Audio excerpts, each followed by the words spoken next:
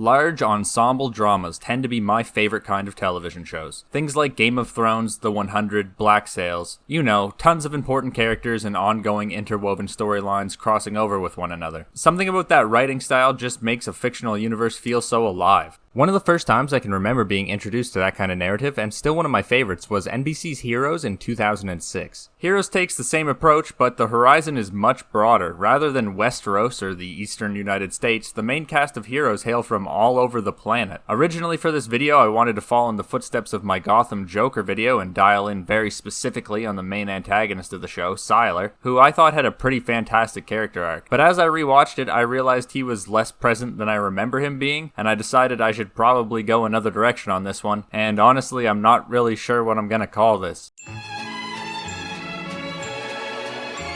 Okay, real quick refresher for everyone. Heroes was a TV show about a bunch of ordinary people from all over the planet developing sudden superpowers and their trials with these newfound powers. One of its biggest strengths was how grounded in reality it was. This isn't like Marvel or DC where they're all fighting massive world-eating alien gods. They're just people with gifts and are very understandably confused and afraid, each in their own way. As mentioned in the intro, this show doesn't really have a main character. I mean, it does. It's most certainly Peter. But just by saying that sentence alone, I'm gonna get 8 quadrillion comments about how I'm wrong and Claire or Hiro are the main characters. The show never spends too much time focused on one singular character, and despite Peter being the central motivator for the plot most of the time, there is room for argument that someone else is the main character. While the show did run for 4 seasons, it's pretty widely considered to be a show that went downhill over time, which is pretty common. Despite the fact that I don't really agree with the mass consensus that the later seasons are unwatchable, for now we're just going to focus on the first season, as I don't really want to make a 3-hour argument on why Sylar's redemption arc is on par with Zuko. There's a lot of love put into this show. The shot composition and sound design are fantastic. Almost every power has some iconic sound effect paired with it that actually still get used as stock sound effects today. Some of the visual effects are a little dated, especially the flight, but it was the early 2000s, and need I remind you what modern visual effects look like on made-for-TV superhero shows? Alright, for the main topic of the narrative, what is this show, or more exactly for the scope of this video, the first season, about, and why is it extremely good? Well, the first season comes with 3 aspects that make it hold up so well, in my opinion. The first aspect, as earlier mentioned, is the way it stays grounded and realistic. The characters are basically just developing their powers during the first few episodes, and that's where all the emotion that comes with your typical origin story comes into play. But small reminder, this came out in 2006. Superheroes weren't exactly what they are now, so it was still a pretty fresh thing to have these sort of origin stories, and Heroes has like 15 of them. It gives a lot of room for self-insertion when you have such a widely diverse cast of characters, and by extension, a diverse pool of reactions to their newfound abilities. Secondly, very early on in the season, they utilize Isaac Mendez's ability to paint the future to create a doomsday scenario. A bomb will blow up New York and it'll kill like a lot of people. This acts as the main plot for most of the first season, but even layer on top of that, we get Hiro traveling back in time to give the famous Save the Cheerleader, Save the World prophecy about homecoming, which is another use of the same narrative device. Introduce a major event and play off the buildup of said event. It sinks its claws into you and you can't stop watching until you figure out what happens at that event. Thirdly, while this show existed in a pre-Game of Thrones era, a time when characters were much safer from the looming threat of being killed off at any moment, there were still a lot of ways to deliver a very similar viewing experience. For one, Sylar was a real threat. It was reasonable to think that he might kill a main character, even though he never did. But more importantly, this show used betrayal and mistrust between the characters to fill that role. This primarily fell on Nathan Petrelli, who flip-flopped an alarming amount of times over the first 25 episodes. Also, he could be more successful as a politician. There's a ton of twists and turns sprinkled throughout the first season, and it's fun as a viewer to try and piece everything together as you're watching. Sort of got like a mystery vibe. Now, I'm not sure those 3 key aspects were the reason why Heroes was a massive commercial success, but those are 3 things that I really like about it to this day. And when I say massive success, I mean it. It was the show to be watching back in the day, and I can't stress enough how different the culture was around superheroes at the time. I mean, we had a few Raimi Spider-Mans, but the MCU wasn't even a twinkle in a writing board's eye when Heroes came out. Comic books were still nerdy, and culture had yet to shift to the point where being a nerd was now the cool thing to do. I was pretty young at the time, so I can't really analyze 2005 society at large, but I'd be willing to say that without the huge success of Heroes and the proof of concept it gave towards the genre, we might be living in an entirely different timeline with a very different view on comic book media. What's interesting about the 3 storytelling aspects is how they never seem to interfere with one another. Everything flows at an incredibly natural pace, and it has the classic addictive cliffhangers that we've come to get used to in modern media. Along the way to the New York explosion, we have a few detours, like the storyline with Hiro falling in love with Charlie, and Nikki's whole thing with DL and Nathan. Actually, Nikki is almost entirely uninvolved in the main plot outside of her connection to Mr. Linderman, and feels like the most shallow member of the main cast. But she still serves a purpose, I guess. Just because of the nature of the world building and the connections between the Evo humans, she sort of directly influences the main story at multiple points without ever once being directly tied to it. Actually, hold up. Transition slide. Okay, let's take a more detailed look at every character I'd classify as a main character and their arcs, their strengths, their weaknesses, and whatnot in terms of storytelling. This will be timestamped in the description, just in case you're particularly interested in one character, or if you want to skip Nikki. Now let's begin with the Sylar section. Sylar, at least Season 1 Sylar, is basically the boogeyman. For the first few episodes, including the message left on the late Dr. Suresh's answering machine, the role was played by a stand-in, since they literally had yet to cast an ideal Sylar. Zachary Quinto later comes in to play the role, and this was his breakout performance. Both as Sylar, the serial killer maniac who saws skulls open, and Gabriel Gray, the quiet guy who wants more than anything to be loved and accepted for who he is. Over most of the season, he's just killing folk, and when Ted Sprague is introduced, it was pretty easy to make the assumption that Sylar would kill him and use his power to be the nuke that wipes out New York. I think my biggest issue with Sylar's story in Season 1 is that he pretty much does nothing of actual importance. He's just a spooky man in the shadows who wants to cut Claire's head open and etc., but he fails constantly.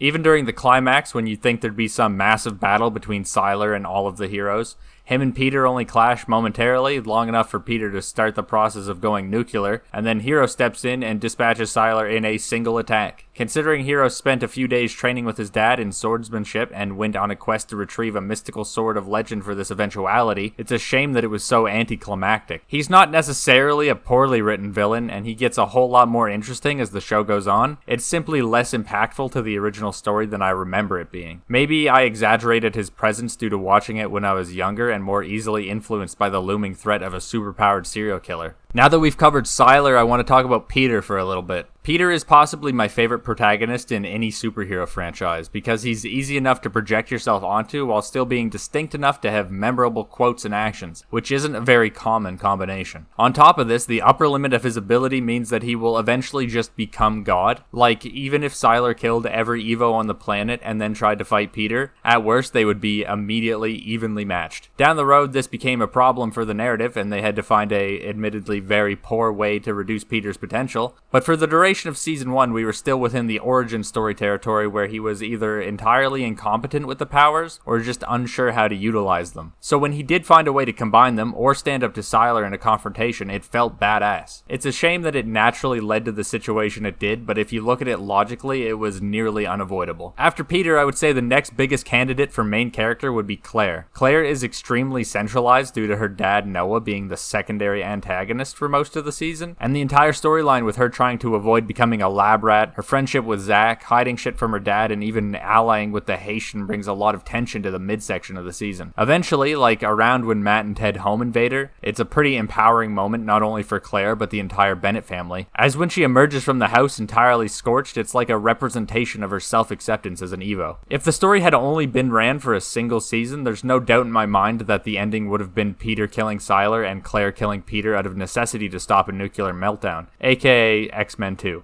Oh god. Claire's good though. We like Claire. Hiro Nakamura is the comic book nerd of the show. It's confirmed by later seasons of the show that he always imagined himself with superpowers long before he actually developed any. He's the self-insert for the nerds in all of us that wish we could be a part of these stories, using lessons he learned from Superman and Spider-Man to dictate his code of honor. Frankly, his story with Ando doesn't really spice up until later on. The side story in the diner is charming, but outside of failing to kill Sylar and his training with his father, I feel Hiro takes more of a back seat, at least within the confines of Season 1. Ando's also shafted pretty pretty hard just being like an internet creeper. It is interesting that, as I mentioned in the Sylar section, Hiro gets the final blow, but it's in the most anticlimactic manner possible, and it's probably the biggest issue with Season 1's story. I think Hiro gets handled a lot better later on, like specifically even just the start of Season 2, but for now he's just like an upper mid-tier character. Matt Parkman is one of my personal favorites, probably second or third. Matt's biggest issues in life and the crux of his arc over the first season is not hiding his abilities or saving the world, it's mostly the inherent gray morality that comes with the ability to read minds. He had a lot of issues very early on, and almost all of them could have been solved immediately with his ability. But it raises a question about consent, and if a good person would use the ability that way. He also,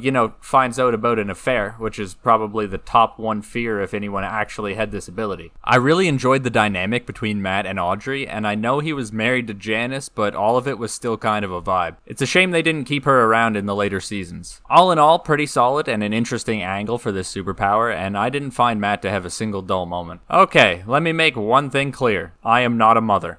Shocking, I know. But most of Nikki's story has to do with the trials of being a mother while also being Dr. Jekyll and Mr. Hyde, and I can't really empathize with it. Then there's all the stuff with like DL and unraveling the mysteries of who killed his gang, and their weird like super-powered custody battle. It's like kind of interesting. I'm not going to say the entire thing is boring, but it is unimportant to the grand scheme. Literally the only important thing that anyone from Nikki's story does over the course of the season is Micah hacking the machines to make Nathan win the election. Which even that doesn't really matter in terms of storytelling. Actually, let's move on to Nathan now. Nathan is extremely disappointing. He's almost exactly opposite of Peter in every way possible, which I do think is the point, but over the course of the story, he consistently flip-flops between wanting to put his family first and doing like unforgivably vile things in pursuit of political power. Now I gotta say that is like entirely accurate to real life, and it is good to have a character that feels three-dimensional like that, so I'm not saying I'm disappointed by his writing, just the character himself. However, the writing of the ending of his arc, I think in like a 3-episode span, he goes from wanting to kill Linderman to agreeing with Linderman that he should multi 9/11 New York to be elected, and then flipping back to saving Peter in New York. It honestly feels a little lazy, even if politicians in our real world do shit like that on a regular basis. I just wish they committed to his redemption a little earlier on than the last 3 minutes of the season. Of course, the show ran for another 3 seasons, and Nathan continued to flip-flop until he was basically as evil as Sylar. Dr. Mohinder Suresh is the only member of our main cast that has no ability to call his own. I guess you could count Claire's dad, but whatever, alright. Mohinder's the science man and the driving force of the earliest parts of the plot. He acts as the narrator for the intro and outro of every episode, which are fantastic by the way, and he also fills the role of expositioning our heroes about what's going on with them when their powers first start developing. His personal involvement with Sylar raises an interesting story between a supervillain with 20 powers and a scientist with none. And an active watcher might ponder to themselves whether they would have what it takes to stand up to Sylar, despite being entirely outgunned. I think Mohinder is good for now. He does become considerably worse later on. I mean, most of the important world-defining facts that led Mohinder on this journey get entirely retconned later by Coyote Sands, and that shit pissed me off, but I don't have time to get into it. A bunch of other characters are pretty important to the first story, but in writing this, I realized they all had something in common. The 4 that come to mind outside of those mentioned are Isaac Mendez, Eden, Simone DeVoe, and Ted Sprague, who all do play a pretty massive role, but the role is almost exclusively to motivate the other main characters and drive the plot forward. Eden and Simone are love interests for Mohinder and Peter respectively, and Isaac and Ted's abilities are the crux of the New York explosion prophecy. Outside of those contributions, it's pretty evident that they were written primarily as plot devices and not characters with longevity. I think that Heroes did something really important for the mass viewership it gained. It didn't just take one person and make them a crime-fighting vigilante who always follows the path of justice. It took real people and thrust them into situations of being special, and then showed us their journey to becoming what their version of a hero was. Nobody in the show, not even Hiro, is entirely virtuous. They're self-interested, they're dynamic, they're alive. The depth of the characters and the variety of them, while also giving each and every one of them a hefty amount of screen time, gives every single viewer someone to latch onto. Just like politics, no character is going to exactly match a viewer's moral code or how they'd handle a situation, but there's certainly someone for everyone, and it'll be close enough. Now, I'm not trying to say that this show was perfect or that it's my favorite show of all time, but I can't think of a situation where I wouldn't recommend at least the first season to people. Of course, there's a few minor gripes I have with it, stuff like Simone leaving Isaac over his paintings but supporting Peter when he does literally the exact same thing, Nathan being one of the laziest, least intelligent plot devices in any show ever, or like the entire